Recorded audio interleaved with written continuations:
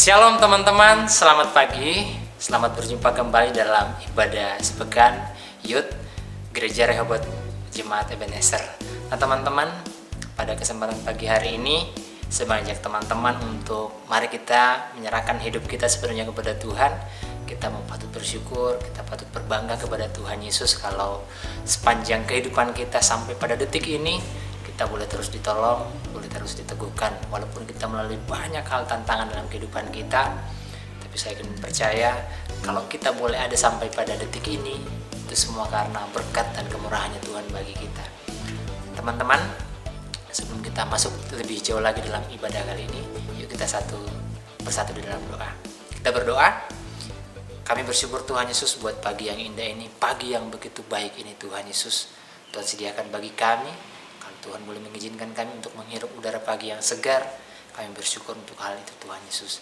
Dan kami juga terlalu bersyukur Tuhan Yesus buat cintamu bagi kehidupan kami, yang boleh mengizinkan kami boleh tetap ada, bahkan masuk dalam ruang ibadah pada pagi hari ini Tuhan Yesus. Terima kasih Bapa di surga, kami berdoa biarlah bentuk ibadah kami ini boleh menyenangkan hati Tuhan. Dan biarlah Tuhan Yesus kami menanggal semua beban hidup kami. Kami mendatang mengarahkan hidup kami sepenuhnya kepada Tuhan. Menyerahkan semuanya kehidupan kami totalitas di hadapan Tuhan.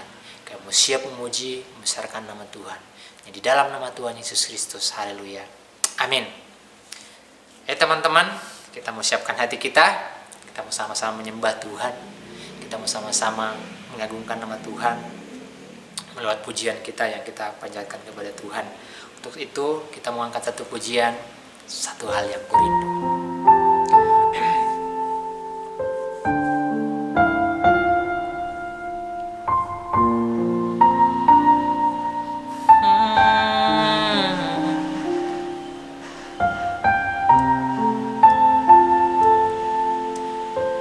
Terima kasih Tuhan. Sama-sama kita katakan. Satu hal yang kurindu, berdiam di dalam rumahmu. Satu hal yang kupinta, menikmati bait-Mu Tuhan. Satu hal yang kurindu, berdiam di dalam rumah-Mu. Satu hal yang kupinta, menikmati bait-Mu Tuhan. Lebih baik satu hari di pelataran-Mu daripada 1000 hari di tempat lain. Aku memuji-Mu, menyembah-Mu, Kau Allah yang hidup, dan menikmati semua kemurahan-Mu.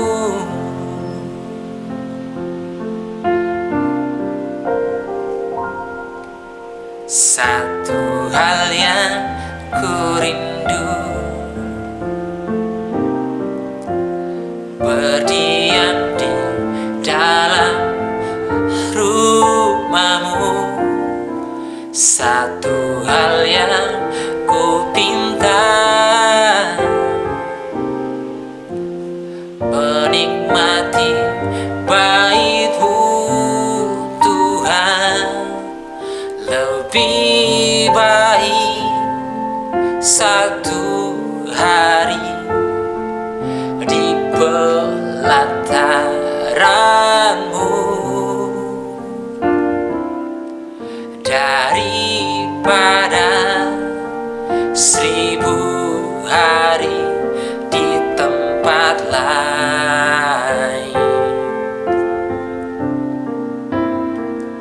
Aku memujimu, menyembahmu, Kau Allah yang hidup, dan menikmati semua kemurahan-Mu. Oh, lebih baik satu hari di pelataran-Mu daripada 1000 hari di tempat lain. Aku memujimu, menyembahmu, Kau Allah yang hidup, dan menikmati semua kemurahan-Mu. Oh, dan menikmati semua kemurahan-Mu.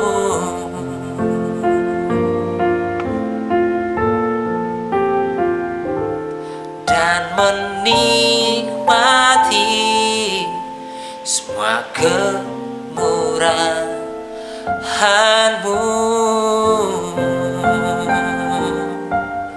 Oh, thank you.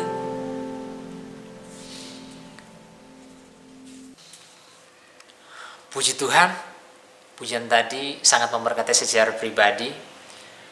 Kalau ini boleh menjadi pengingat buat saya untuk terus mengingat Tuhan, mengingat cinta kasihnya Tuhan, mengingat untuk selalu mendekatkan diri dalam hadirat Tuhan. Saya berharap juga ini, kalau pujian ini bisa memberkati saya secara pribadi, saya berharap pujian ini juga boleh memberkati teman-teman kita semua ya. Yuk kita mau siapkan hati kita mau mendengarkan kebenaran firman Tuhan.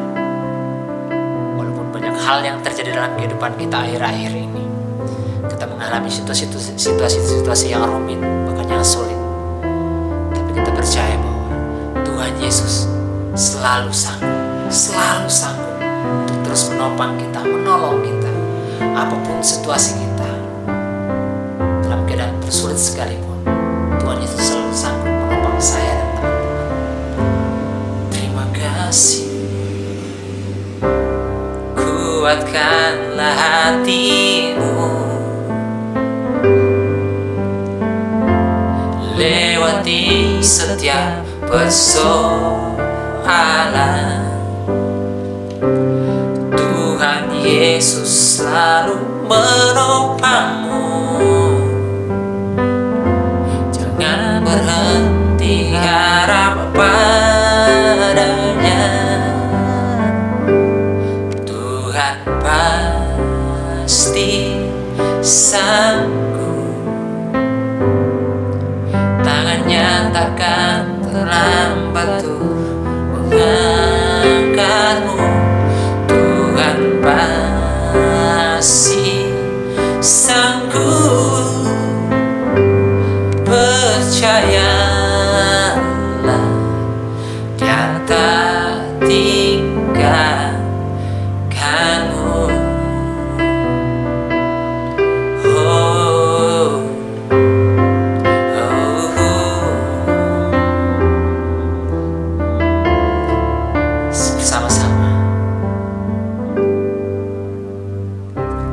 Kuatkanlah hatimu, lewati setiap persoalan. Tuhan Yesus selalu menopangmu. Jangan berhenti harap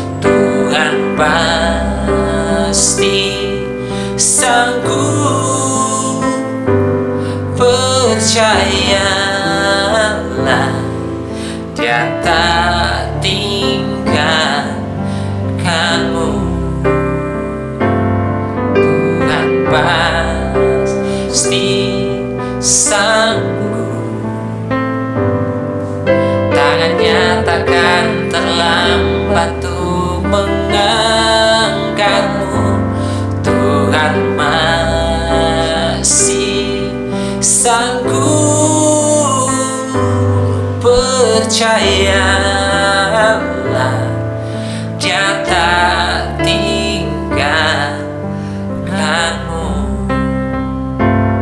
Tuhan pasti sanggup, tangannya takkan terlambat untuk mengangkatmu. Tuhan masih sanggup, percayalah, Dia tak tinggalkanmu. Percayalah, Dia tak tinggalkanmu.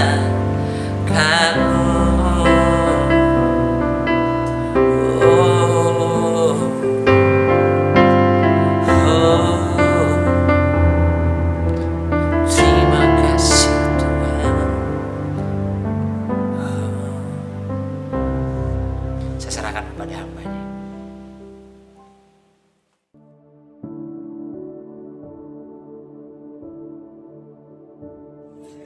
Shalom, apa kabar Youth Eben? Saya hari ini merasa sedikit sedih karena kita belum bisa bertemu dengan satu sama lain di gereja kita tercinta.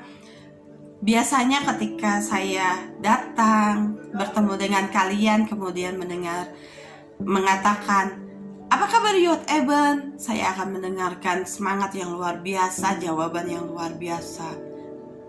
Bagaimana Youth Eben menyemangati diri sendiri, menyatakan luar biasa di dalam Tuhan.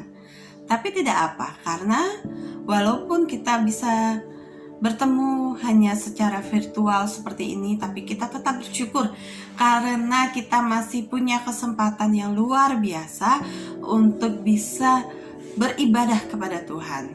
Sebelumnya kita sudah sama-sama memuji Tuhan, dan sekarang kita akan sama-sama belajar tentang firman Tuhan. Sebelum kita belajar tentang firman Tuhan lebih jauh, mari kita berdoa terlebih dahulu. Bapa di dalam surga, Tuhan, kami mengucap syukur untuk kesempatan di mana hari ini kami bisa bersama-sama Tuhan menyatukan hati kami memuji Engkau. Bersama-sama kami bisa belajar tentang firman Tuhan yang luar biasa dalam kehidupan kami. Bapa di dalam surga, kami mau mohon Tuhan untuk urapan-Mu Tuhan, untuk hamba-Mu yang akan menyampaikan firman Tuhan hari ini. Urapi layakan hamba-Mu dari ujung kepala hingga ujung kaki untuk menyampaikan berkat firman Tuhan. Dan tolong juga Tuhan agar firman Tuhan yang disampaikan hari ini bukan berasal dari pengetahuan, bukan berasal dari pengalaman hamba-Mu, tetapi boleh berasal dari Roh Kudus sendiri yang memimpin lidah bibir hamba-Mu, menggunakan seluruh badan hamba-Mu untuk menyampaikan firman Tuhan. Sehingga benih-benih firman yang disampaikan hari ini boleh ditaburkan di dalam tanah yang subur di dalam hati kami, bertumbuh dan berbuah lebat dan manis di dalam kehidupan kami. Terima kasih Tuhan Yesus, terima kasih Bapa. Hanya di dalam nama Roh Kudus kami berdoa. Amin. Nah, Youth Eben, saya punya kotak. Hari ini saya punya kotak. Kotak ini di dalamnya adalah segala kebutuhan yang kita miliki, yang kalian punya saat ini, besok, yang akan datang, ada di dalam semua kotak ini. Kotak ini adalah kotak ajaib. Saya akan letakkan kotak ini di sebuah tempat. Jika kalian mau kebutuhan kalian dipenuhi, maka silahkan kalian ambil kotak ini. Di mana tempatnya? Saya tidak akan memberitahu. Kalian butuh kotak ini, maka kalian harus berusaha keras untuk mengambilnya. Oleh sebab itu, saya nggak akan kasih tahu. Kalian harus cari sendiri. Apakah bisa kalian mencari dan mendapatkan kotak ini? Tentu saja saja susah ya. Mau cari di mana, Ci? Mau cari di mana? Gitu ya. Tapi kalau saya bilang kotak ini saya letakkan di jalan Pramuka nomor sekian, di gedung A, di lantai 35, di ruangan yang paling ujung kiri dari lorong. Kalau saya berikan alamat yang lengkap seperti itu, maka kalian bisa mengambil kotak ini. Betul? Hanya balik lagi kepada niat diri. Mau nggak ngambil kotaknya? Mau nggak harus pergi ke jalan Pramuka mencari gedung A, pergi ke lantai 35 mencari ruangan yang paling ujung kiri? Kembali kepada niat kita. Nah, kenapa saya memberikan ilustrasi kotak ajaib ini? Anggap kotak ini adalah keselamatan. Keselamatan itu sudah diberikan kepada kita. Diberikan oleh siapa? Diberikan oleh Tuhan Yesus. Ketika Tuhan Yesus datang ke dalam dunia, Tuhan Yesus sudah memberikan keselamatan untuk semua orang yang mengambil. Ya. Dan bukan seperti saya yang mau memberikan kemudian tidak memberitahu alamatnya. Tetapi Tuhan sudah memberikan dan Dia sudah memberitahukan alamatnya, bagaimana caranya kita untuk mengambil kotak ini, bagaimana kita dapat menikmati apa yang ada di dalam kotak ini, mendapatkan semua kebutuhan kita di dalam kotak ini.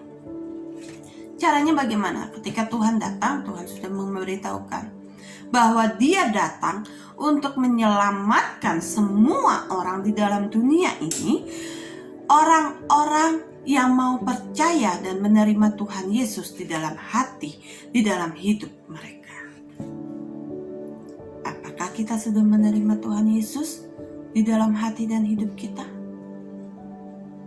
Nah, jika belum, maka hari ini kita akan mengambil komitmen bersama untuk menerima Tuhan Yesus sepenuhnya di dalam hati dan hidup kita.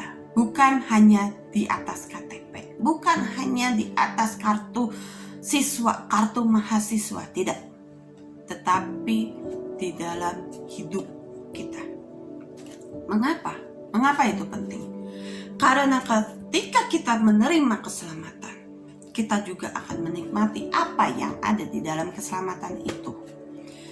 Apa sih yang ada di dalam keselamatan itu? Galatia 3 ayat 13 dan ayat 14 mengatakan, Kristus telah menebus kita dari kutuk hukum Taurat dengan jalan menjadi kutuk karena kita, sebab ada tertulis, terkutuklah orang yang digantung pada kayu salib. Yesus Kristus telah membuat ini supaya di dalam Dia berkat Abraham sampai kepada bangsa-bangsa lain, sehingga oleh iman kita menerima roh yang telah dijanjikan itu. Nah, berkat Abraham itu dijanjikan kepada kita kalau kita mau diselamatkan oleh Tuhan Yesus. Berkat Abraham itu apa? Berkat Abraham itu adalah berkat yang luar biasa. Kita tahu Bapak Abraham ketika dia mau dipanggil Tuhan keluar dari tanah Ur Kasdim, mengikuti Tuhan, dituntun oleh Tuhan. Walaupun gak tahu mau kemana, Bapak Abraham taat sekali. Dan kita tahu berkat yang diterima luar biasa banyaknya. Kambing dombanya bukan cuman ratusan, bukan cuman puluhan, tapi ada ribuan, ratusan ribu. Pegawainya bukan cuman 1-2 orang, tapi bisa sampai ratusan ribu pegawai. Berkat yang luar biasa. Sumur yang dipakai oleh Bapak Abraham, yang digali oleh Bapak Abraham sampai saat ini masih diperdebatkan. Kenapa? Menjadi rebutan. Begitu hebatnya berkat yang diterima oleh Bapak Abraham. Nah, berkat yang luar biasa itu dijanjikan Tuhan loh buat kita, buat bisa kita nikmati. Mau nggak kita terima? Mau tidak kita mengambil, menerima, berusaha untuk menerima? Bagaimana caranya? Bukankah hidup baru, bukankah keselamatan itu diberikan secara cuma-cuma? Dan hanya Roh Kudus yang akan menentukan, yang akan membimbing kita untuk menerima. Betul sekali. Keselamatan itu Tuhan sudah tentukan. Tapi ingat, kita punya free will. Ketika kita mau membuka hati kita, keselamatan yang tadi Tuhan sudah sodorkan kepada kita, kita bisa terima, kita bisa nikmati. Tapi kalau Tuhan sudah sodorkan, tapi kita berkata, nanti dulu Tuhan, sebentar dulu Tuhan, nanti saja Tuhan, ketika saya sudah tua, sudah kalau kasarnya, bahasa kasarnya itu, nanti saja sudah tua, sudah dekat dengan masa-masa bergabung dengan Tuhan, baru saya mau terima. Kalau sekarang saya mau nikmati hidup dulu. Kita nggak pernah tahu loh kapan kita akan dipanggil Tuhan. Betul ya? Nah, ketika kita tahu keselamatan ini sudah diberikan, sudah disodorkan kepada kita, mau nggak kita terima ini? Mau nggak kita buka hati kita? Kita buka pikiran kita buka hidup kita untuk Tuhan. Kalau kita mau, maka keselamatan ini menjadi milik kita, beserta seluruh berkat Abraham yang dijanjikan Tuhan. Di dalam keselamatan ini jadi satu paket. Nah, ketika kita mau, maka hidup kita bukanlah kita lagi. Hidup kita bukan milik kita, nggak bisa kita pakai semau kita sendiri. Tetapi hidup kita ini menjadi milik Tuhan, menjadi milik Kristus. Bagaimana caranya? Ketika kita menjadi milik Kristus, kita akan dipimpin oleh Roh Kudus. Hidup kita menjadi hidup yang baru. Hidup yang baru itu bukan hidup yang dipakaikan topeng. Bukan hidup seperti kita mengganti muka kita, mengganti wajah kita dengan operasi plastik. Tidak. Tidak seperti itu. Tapi hidup kita tetap diri kita, tetap dengan muka kita apa adanya. Tapi sikap-sikap yang jelek, sikap-sikap yang buruk, kita buang semuanya. Buang jauh-jauh. Gak mudah, betul tidak mudah. Tapi kita punya Roh Kudus yang akan memimpin kita. Itulah hidup baru. Itulah pentingnya mengapa kita harus hidup baru di dalam Tuhan, agar kita dapat menikmati berkat Abraham yang sudah Tuhan siapkan di dalam keselamatan yang sudah kita terima di dalam Tuhan. Nah, apa yang harus kita lakukan dengan keselamatan itu? Apakah kita harus diam saja? Ya sudah terima keselamatan, sudah bisa Tuhan mencukupi segala kebutuhan kita. Apakah seperti itu? Tidak. Kita bisa buka kotak ini, kemudian di dalamnya bukan hanya kebutuhan kita, tapi banyak berkat seperti Abraham. Abraham bisa memberkati orang-orang yang ada di sekitar dia. Kita pun begitu. Kita juga bisa memberkati orang-orang yang ada di sekitar kita. Caranya bagaimana? Kita mau belajar lagi dari kitab Galatia. Galatia 5 berkata, pada ayat 13 dan 14 juga ayat 15, saya akan bacakan. Saudara-saudara, memang kamu telah dipanggil untuk merdeka, tetapi janganlah kamu menggunakan kemerdekaan itu sebagai kesempatan untuk kehidupan dalam dosa. Melainkan layanilah seorang akan yang lain oleh kasih. Sebab seluruh hukum Taurat tercakup dalam satu firman ini, yaitu kasihilah sesamamu manusia seperti dirimu sendiri.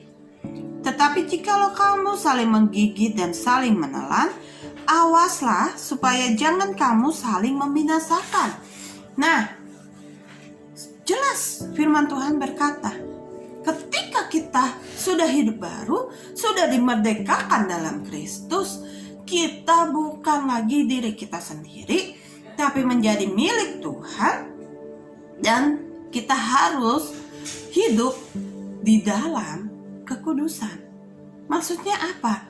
Hindarilah berbuat dosa. Kalau biasanya kita mengotori bait Roh Kudus ini, misalnya ya, kalau ada yang merokok, kita kotori bait Roh Kudus ini dengan rokok. Mulailah tanggalkan itu rokok, tinggalkan itu rokok. Gak gampang, betul. Saya gak bilang. Banyak beberapa orang bilang, ketika saya terima Tuhan, tiba-tiba gak suka rokok, gak bisa ngerokok lagi. Wow, luar biasa. Bersyukur, puji Tuhan jika kamu mengalami hal itu. Tapi ada orang yang walaupun dia sudah terima Tuhan, tapi rasa ingin merokok misalnya ya, itu masih sangat besar. Belajar untuk meninggalkan. Kita kurangi sedikit demi sedikit. Bukan hanya rokok, tapi semua kebiasaan buruk. Kita usahakan kurangi sedikit lebih sedikit, sedikit lagi, sampai lama-lama hilang dari kehidupan kita. Berkata kasar. Ketika kita biasanya mungkin ya, setiap hari ada aja kata-kata kasar yang keluar. Kalau biasanya dalam sehari misalnya 20 kata, secara nggak sadar ataupun sadar keluar. Ketika marah misalnya, kebun binatang semua dipanggil gitu ya, nama-namanya ya.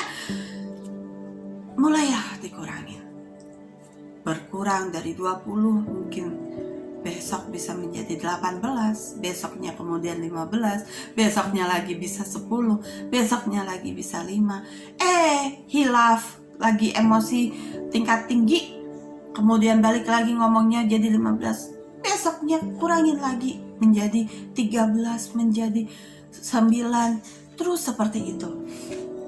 Karena perubahan dalam hidup di dalam Tuhan ada yang bisa instan. Ketika Tuhan ambil take control penuh, maka apa yang jelek bisa seperti membalikan telapak tangan menjadi baik lagi.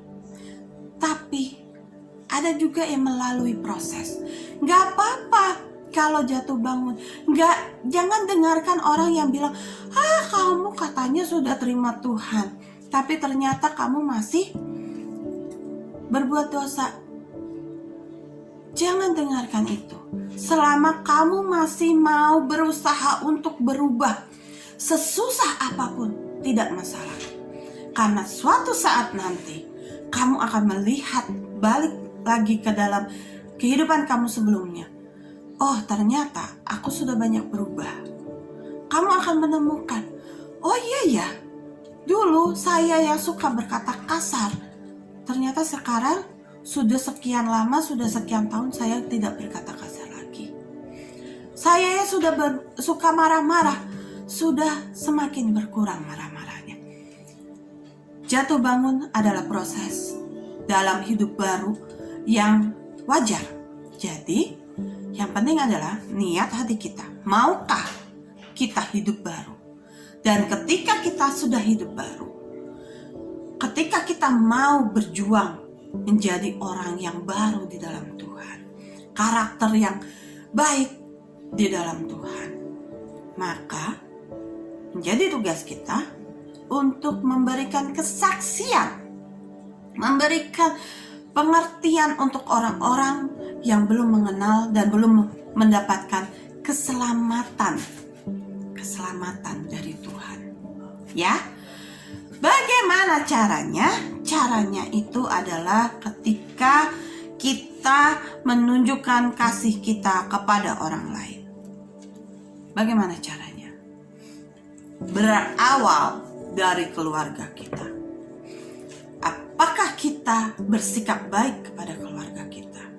Apakah kita mendoakan keluarga kita? Mengasihi keluarga kita? Mari kita awali semua pelayanan kita dari skup paling kecil dulu, keluarga.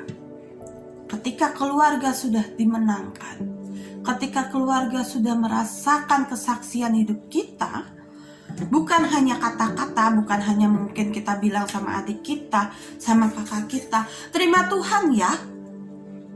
Bukan seperti itu.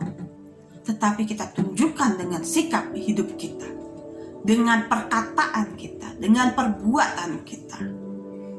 Ketika kita berantem mungkin sama keluarga kita, sama kakak adik, biasa ya kakak adik ada perselisihan, apakah kita akan terus menjadi dendam? Apakah kita terus menjadi benci, terus menghindari kakak adik kita itu? Atau kita akan, ya sudah, setelah marah kita kemudian berbuat seperti biasa lagi, kita sapa lagi, kita perhatikan lagi, ketika dia sakit atau dia butuh bantuan ya kita bantu begitu. Maka jika kita melakukan itu, kita akan menunjukkan kesaksian hidup kita. Saya tidak minta Tuhan ingin semua orang itu bisa menerima Tuhan Yesus. Tapi banyak sekali orang yang berkata, percuma saya mendengarkan khotbah Tuhan setiap hari. Percuma kamu itu sudah menjadi Kristen. Kenapa? Karena sikap hidupnya tidak menunjukkan kuasa Tuhan dalam hidupnya, tidak menunjukkan perubahan dalam hidupnya. Hidup baru itu gak kelihatan sama orang lain. Nah, tunjukkan melalui sikap hidup kita. Sebelum kita pergi kepada orang berkata, "Hei, ada Tuhan yang luar biasa. Ada Tuhan yang bisa memberikan keselamatan untuk Anda. Mau gak Anda terima Tuhan yang bisa menyelamatkan hidup Anda?" Sebelum kita berkata seperti itu, perbaiki dulu sikap hidup kita. Banyak sekali orang-orang yang menjadi kecewa ketika dia sudah masuk ke dalam Kristen, tapi dia melihat mungkin pemimpin di gerejanya, mungkin orang yang dia tahu mungkin lulusan teologi atau apa, tapi tidak memberikan sikap teladan hidup. Nah, jangan sampai kita menjadi batu sandungan seperti itu. Tapi kalau kita bisa memberikan kesaksian hidup yang luar biasa, saya yakin itu akan menjadi magnet yang luar biasa, membawa orang untuk mau mengenal Tuhan. Satu kesaksian yang akan saya bagikan hari ini. Saya akan menutup renungan kita ini dengan sebuah kesaksian di mana ada seorang ibu yang luar biasa. Ibu ini dia bukan orang kaya, dia bukan orang berada. Hidupnya pas-pasan, bahkan bisa dibilang terkadang untuk makan pun dia susah. Seperti itu. Tetapi ibu ini setiap hari dia rajin berolahraga. Dia rajin berolahraga, dia keliling perumahan tempat dia tinggal. Dan dia rajin sekali untuk menyapa setiap orang yang dia temui. Dia sapa satu persatu, "Selamat pagi," dengan senyum khasnya, dengan suara khasnya dia menyapa. Dan orang-orang senang ketika bertemu dengan ibu ini karena ibu ini punya satu kepribadian yang ceria gitu ya. Ketika ada tetangganya yang mendekati dia dan mengeluh keadaan yang serba susah saat ini, ibu ini dengan senang hati dia akan berkata, "Saya akan mendoakan kamu. Jangan khawatir. Walaupun di dalam rumahnya mungkin ibu ini hanya bisa makan nasi putih dengan kecap. Syukur-syukur kalau bisa ditambah telur. Tapi tetangga-tetangganya gak pernah tahu ibu ini punya kesusahan seperti itu. Kenapa? Karena selalu dia terlihat ceria, dia terlihat terberkati oleh Tuhan. Suatu saat tetangga sebelah rumahnya mengetuk pintu. Permisi. Ketika mengetuk pintu, permisi, ibu ini membukakan. Ya, silakan masuk. Ibu tetangganya ini masuk. Kemudian mulai bercerita bahwa susah, hari ini gak ada yang bisa dimakan. Saya cuma punya tahu di dalam lemari es, itu hanya tinggal 3 potong. Mana cukup untuk makan saya, suami saya, anak saya aja ada 2, katanya begitu. Beras saya udah tinggal setengah kilo, gak cukup kalau cuma sampai buat nanti malam. Bisa gak saya minta tolong pinjam beras, pinjam telur atau apa gitu. Kemudian ibu ini berkata seperti ini. Kamu masih punya tahu? Masih punya nasi kan? Masih punya beras? Tolong kamu masak dulu itu. Nanti siang saya akan ke rumah kamu bawakan apa yang saya bisa berikan kepada kamu. Kemudian tetangga ini agak bingung gitu ya. Kenapa harus nanti siang? Tapi baik bu, pulanglah tetangga ini. Kemudian ibu ini berdoa. Ternyata hari itu jangankan tetangganya, jangankan tahu, ibu ini aja makan itu berasnya sudah habis, gitu ya. Tapi ibu ini berdoa. Dia tidak berdoa untuk dirinya, tapi dia berdoa untuk tetangganya agar dia bisa memberkati tetangganya. Singkat cerita, jam 7 dia berdoa. Jam 9 ada yang mengetuk pintu. Ternyata yang mengetuk pintu itu adalah seorang bapak. Dan bapak ini datang. Bapak ini berkata, "Ibu, saya sedang berbagi dari yayasan A. Ini ada beras untuk ibu, ada mie instan, diberi 1 dus begitu ya, berasnya juga diberi 5 kilo lumayan. Kemudian diberi telur, diberi ada apa itu, sarden seperti itu ya. Ada kornet. Wah, ibu ini luar biasa. Wow, terima kasih banyak, seperti itu ya. Kemudian ibu ini bertanya, apakah semua diberi?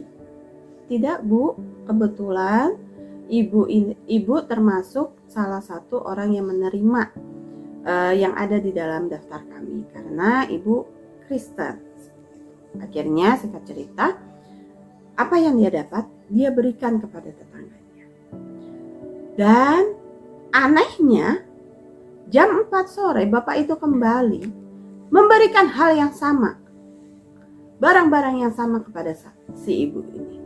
Dan ibu ini bersuka cita. Kenapa? Karena akhirnya dia bisa makan. Dalam cerita ini kita bisa tahu, apapun yang menjadi kebutuhan orang Kristen pasti akan terpenuhi. Walaupun terlihatnya susah. Walaupun mungkin tidak instan, tapi ketika kita butuh dan Tuhan tahu kita butuh, Tuhan pasti sediakan. Luar biasa ya. Jangan pernah takut, karena di dalam Tuhan kebutuhan kita apapun itu akan bisa dinikmati.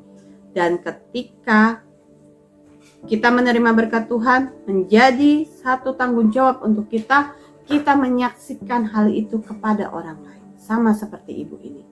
Berbagi senyum, berbagi doa, tunjukkan dengan perilaku kita, dengan perkataan kita. Saya yakin Youth Eben akan menjadi generasi luar biasa, generasi yang akan memimpin gereja kita nantinya. Jadikan diri kita mulai dari sekarang menjadi generasi yang unggul di dalam Tuhan. Mari kita berdoa. Bapa di dalam surga Tuhan, kami mengucap syukur luar biasa Tuhan, karena hari ini kami diberikan kesempatan Tuhan untuk lebih dalam lagi kami mengetahui betapa pentingnya Tuhan keselamatan yang bisa kami dapatkan dari Engkau Tuhan. Dan kami bersyukur untuk hal itu Tuhan. Keselamatan anugerah terindah yang boleh kami nikmati di dalam hidup kami Tuhan.